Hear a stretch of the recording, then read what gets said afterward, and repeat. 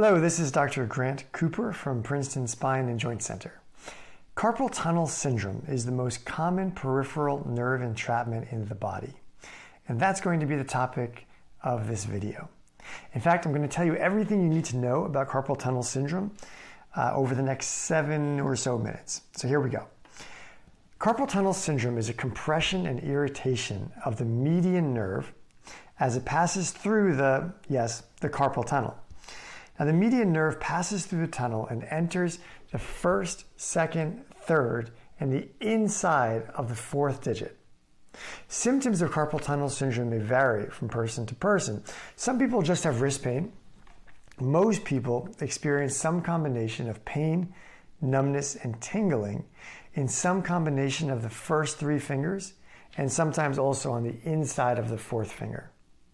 In more severe cases of carpal tunnel syndrome, weakness can develop, and people sometimes start to develop like a weak hand grip, difficulty with fine motor movements like buttoning your clothes, and difficulty with things like opening jars. Now, the actual tunnel itself of carpal tunnel is made of small wrist bones, which are called carpal bones, and they make up the sides and the floor of the tunnel. The roof of the tunnel is made of a strong band of connective tissue called the transverse carpal ligament. And it's over here. Here's the tunnel where my finger is. The tunnel itself doesn't have a lot of stretch inside. So anything that increases the pressure in the tunnel can put pressure on the median nerve that's passing through. And increased pressure on the nerve will ultimately lead to inflammation. The most common problem leading to carpal tunnel syndrome is mechanical pressure from actually sleeping positions and also activities during the day. See, at night, most of us sleep with our wrists flexed like this, which puts pressure on the tunnel. You might go to sleep with your wrist straight, and you might wake up with your wrist straight, but chances are in the middle of the night, the human reflex is to sleep like this. And that's going to put pressure on the tunnel over here. And this is why people with carpal tunnel syndrome often wake up and they end up having to shake their hands out to make them feel better in the morning. Now, activities during the day that require repetitive hand use, such as typing or carpentry, are risk factors as well. And this is actually for 2 reasons. The reasons that most people think about with this is the position of your wrist during the activity. If there's wrist flexion, for example, when you're typing, this can compress and irritate the tunnel, right? Because it's like this. But also passing through the tunnel are 9 tendons that flex the different parts of the fingers. And any activity that repetitively uses those flexion tendons, again, like typing or guitar playing or hammering, can lead to swelling around those tendons, which in turn takes up more pressure in the tunnel, and this can then lead to increased pressure on the median nerve. And then finally, anything that narrows the space of the tunnel, like a hereditary smaller tunnel, or being in pregnancy, which will lead to just generalized increased fluid and swelling, will also predispose towards carpal tunnel syndrome. Other conditions like diabetes, rheumatoid arthritis, and thyroid issues also predispose people towards carpal tunnel syndrome. Now, on physical exam, putting pressure on the carpal tunnel, either by having the patient flex their wrists, so going like this, or by actually pressing on the carpal tunnel, will often reproduce the symptoms. The most common diagnostic test is electrodiagnostic studies, or what's more commonly called an EMG. This is the best way to confirm a diagnosis and also to understand the extent of the damage to the nerve, which we usually characterize as either mild, moderate, or severe. The EMG will give prognostic information. So mild carpal tunnel syndrome often responds very well to bracing and activity modification.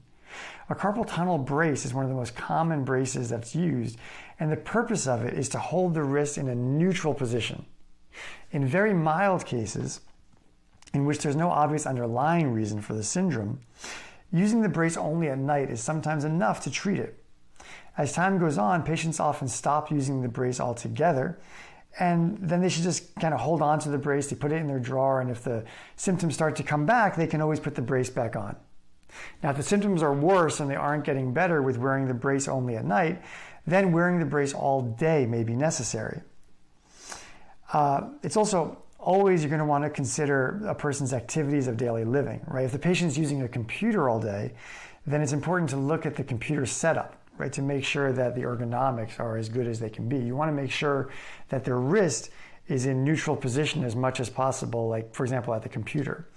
Other times, though, it's harder to address the ergonomics, as in the case of, like, for example, a handyman or electrician, where they find themselves using their hands all day in unpredictable positions. Now, in these instances, still educating what the better positions are is valuable, and also wearing the brace during the day is a big plus. If the person can tolerate the brace while at work, that might be enough to actually resolve the situation. But sometimes trying to wear the brace in those instances is just too restrictive, and while it would be helpful, the person just can't do their job while also wearing the brace, which then they can still use the brace while they're not at work, which is still better than not using it at all. There are also exercises that you can learn to do, like nerve gliding exercises that can be very helpful. And you can see our video on carpal tunnel exercises to follow along with the best exercises for carpal tunnel syndrome. Physical therapy can also be helpful, as therapists can utilize passive modalities like ultrasound, passive nerve glides. That can be helpful. Now, an injection under ultrasound guidance of corticosteroid can also be very effective at treating mild or moderate carpal tunnel syndrome. The steroid does an excellent job of alleviating the swelling inside the canal, and therefore taking away the symptoms of carpal tunnel syndrome. But if an injection is used, it's important to recognize that following the injection, you still have to do things like brace and do activity modifications in order to address the mechanics that led to the compression of the carpal tunnel in the first place. And finally, surgical decompression of the carpal tunnel is sometimes needed. Typically, surgery is only needed in severe cases of carpal tunnel, but sometimes surgery becomes an attractive option even in moderate or very difficult to treat mild cases. Now, by contrast, sometimes severe cases heal very well with conservative care. So it really depends on the person and how they're responding to conservative treatment and how inflamed the nerve is. If there's nerve damage that's found on the EMG, on the electrodiagnostic study, then sometimes you have to consider surgery a lot sooner. On the other hand, if the electrodiagnostic study reveals a healthy, albeit inflamed nerve, then the treatment is really guided by the symptoms and the symptoms response to more conservative care. I think we got it in just about 7 minutes. I hope you found this video on carpal tunnel syndrome useful. And if you've enjoyed it and you learned something, then please remember to like this video, subscribe to the channel, and tell a friend who might also enjoy it, because that's the way that we can spread good health information and achieve good health together. As always, if you have questions that you would like for me to answer in a future video, or if you have any comments, you can reach me at drcooper@princetonsjc.com, or feel free to leave a comment in the comment section. Thank you very much.